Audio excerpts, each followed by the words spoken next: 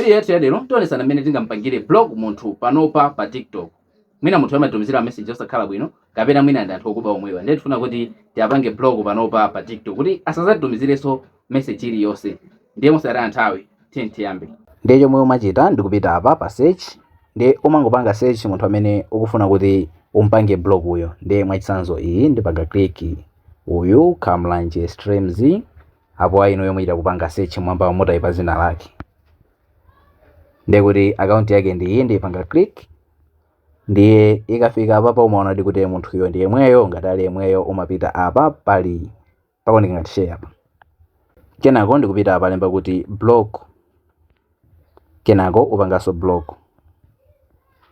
Zikatero ndiye kuti zimakhala kuti zatheka munthu uyo wampanga blog. Ndiye kuti iyeyo sizingatheke kuti aziona maposti yako komanso akakupanga search panopa pa TikTok, ndiye kuti samakupeza account yozikuonesa ngati palibepo. Ngati mufuna kuti ma videos ngati amene wawa asamakuphonyeni, osayiwala kupanga follow. Tiyeni tionanso video yotsatira.